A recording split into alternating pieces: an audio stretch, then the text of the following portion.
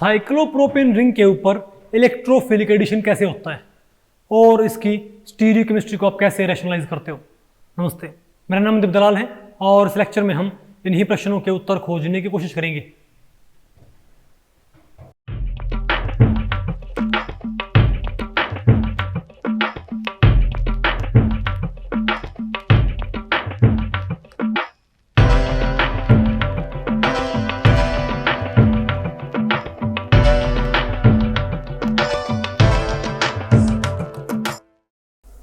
अब बताओ हमें क्या पढ़ना है भाई, एडिशन टू साइक्लोप्रोपेन रिंग। तो भाई इस टॉपिक को हमने टोटल 3 सेक्शंस में डिवाइड किया हुआ है।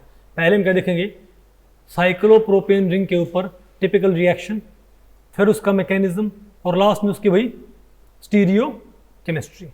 ठीक है बात। तो पहले तो हम क्या पढ़ते हैं, typical reaction showing addition to cyclopropane ring.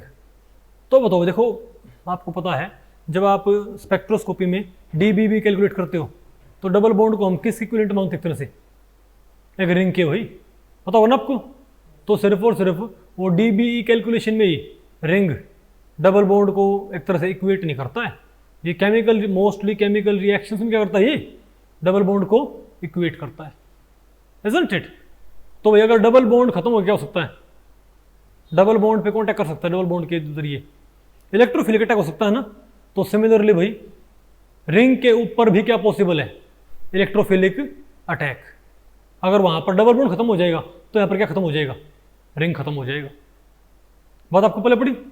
लेकिन भाई इस रिंग के ऊपर अटैक में आपको बताऊं इलेक्ट्रोफिलिक भी होता है और इस रिंग के ऊपर अटैक भाई रेडिकल एडिशन भी होता है। क्या, लेकिन फिलहाल क्योंकि हम क्या पढ़ रहे हैं, इलेक्ट्रोफिलिक एडिशन, तो हम सिर्फ इलेक्ट्रोफिलिक पार्ट ही पढ़ेंगे, इजंट इट। अरे बोलो भाई, तो यहां बताओ ये हमारे पास क्या है, ये हमारे भाई रिंग सिस्टम नहीं है क्या, तुमने ये बॉन्ड तोड़ दिया। अरे बोलो भाई, ये हमारे पास क्या है, HBr, ये भी क्या बताओ, बॉन्ड टूट गया ना भाई। अरे बोलो, और यहां पर क्या अटैच होगा बताओ भाई, एक एंड पे तो क्या चला गया, यहां कौन चला गया, हाइड्रोजन। यहां बताओ कौन चला गया, Br।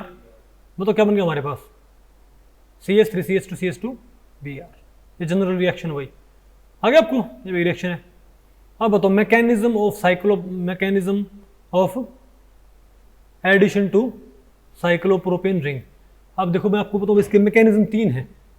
2 मैकेनिज्म तो क्या है, इलेक्ट्रोफिलिक एडिशन की, और एक मैकेनिज्म क्या है, रेडिकल एडिशन का। तो रेडिकल एडिशन का मैकेनिज्म यहाँ पर दे रखा है, लेकिन हमको कब पढ़ना दोबारा से, जब हम क्या पढ़ेंगे, रेडिकल एडिशन। ठीक है, तो फिलहाल हम भाई सिर्फ यही मैकेनिज्म देख लेते, कौन से, इलेक्ट्रोफिलिक एडिशन के मैकेनिज्म। तो ये बताओ क्या हमारे पास, ये हमारे पास रिंग है भाई, क्या हमारे पास ये रिंग है कि नहीं है, और ये हमारे पास क्या है, इलेक्ट्रोफाइल। तो इलेक्ट्रोफाइल ने भाई अटैक कर दिया, और बताओ, अरे भाई इलेक्ट्रोफाइल ने यहाँ पर अटैक कर दिया, और यहाँ पर तो क्या हमारे पास, ये हमारे पास तो क्या बन गया एक तरह से, ये कार्बोकैटायन। अब सेकेंड स्टेप में बताओ भाई, इसके ऊपर तो किसने अटैक कर दिया भाई, यहाँ पर। अरे भाई यहाँ पर तो कौन अटैच हो रखा है, बताओ, न्यूक्लियोफाइल। यहाँ पर भी शो नहीं कर रखा हमने इसको। ठीक है, अब यहाँ बताओ कौन आ गया हमारे पास, अरे यहाँ पर कौन आ गया बताओ, अरे जो X नेगेटिव होता है, जो नेगेटिव पार्ट होता है, ये यहाँ पर आ गया, तो H कहाँ रह गया, यहाँ पर रह गया। बताओ क्या बन गया हमारे पास, हो गया ना यहाँ से बॉन्ड ब्रेक भाई क्या यहाँ से बॉन्ड ब्रेक नहीं हुआ क्या।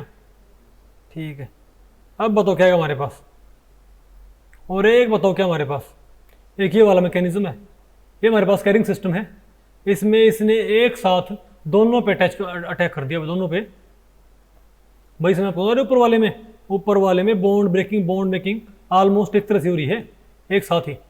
बात आपको पहले पड़ रही है। अगर भाई पॉजिटिव चार्ज इसके ऊपर है, मतलब हाइड्रोजन यहाँ पर मोस्टली कहाँ अटैच्ड है, यहाँ पर, लेकिन फिर वो किस साइड चला जाएगा, इस साइड। बात आपको पहले पड़ी। बल्कि पॉजिटिव आप यहाँ बनाओ, अगर आप H आप यहाँ पर जोड़ रहे हो तो करीबन शो कर रहे हो, तो ये कहाँ पर शो करो भाई, पॉजिटिव यहाँ शो करो, और फिर यहाँ दिखाओ इसको X नेगेटिव को। ठीक है बात। अब बताओ नीचे वाले में क्या है, बताओ ये हमारे पास क्या है, तो जो इलेक्ट्रोफाइल होगा वो इस कार्बन सेंटर से उस कार्बन सेंटर से दोनों से क्या कर रहा है, साइमल्टेनियस बॉन्ड।